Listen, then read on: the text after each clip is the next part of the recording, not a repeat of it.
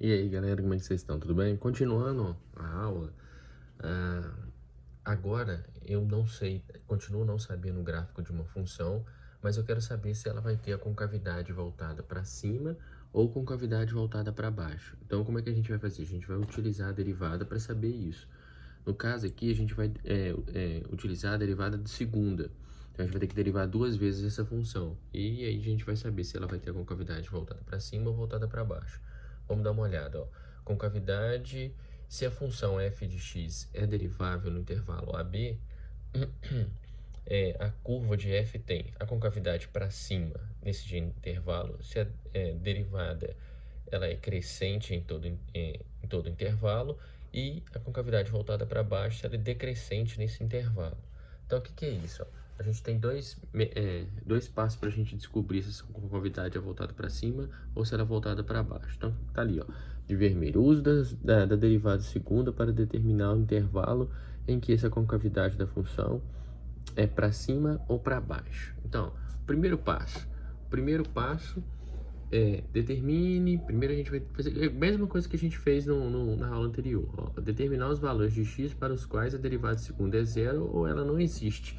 A única diferença da aula anterior que não era derivada de segunda, era derivada da primeira, certo?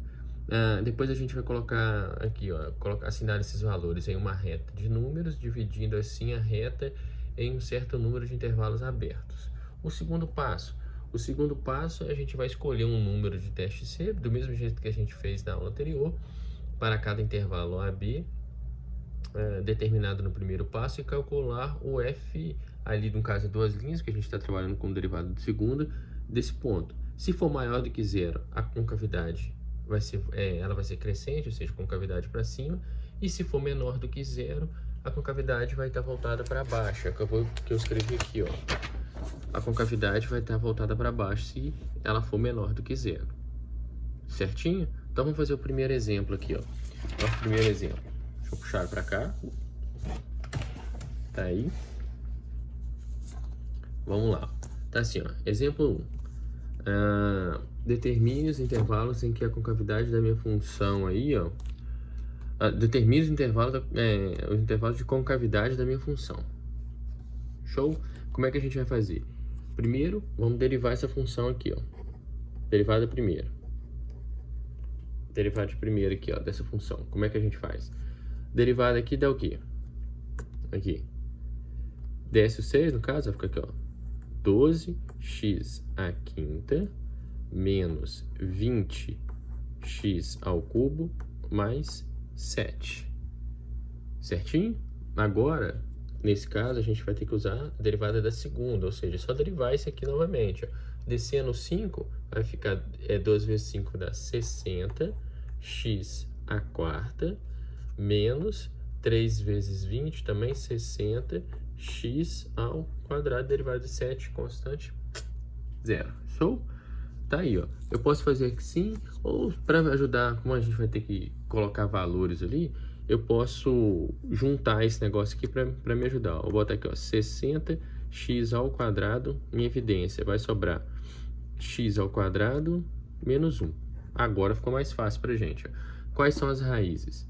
Aqui vai sair mais ou menos 1, né? Só colocar só igualar a zero, ó.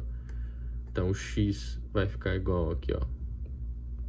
Raiz, né, no caso aqui, eu vou passar o 1 para lá, vai ficar mais ou menos raiz de 1. Então, x vai ficar mais ou menos 1. Tá aí, ó. Essa é as duas primeiras.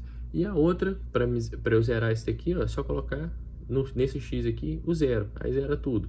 Então, as três vão ser o 0, o 1 e o menos 1.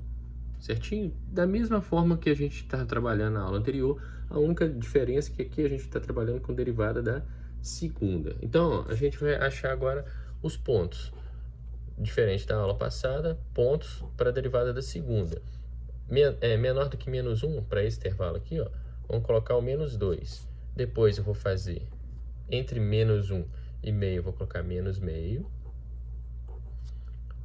Escolher outro ponto aqui, ó, meio. E depois de 1, o 2.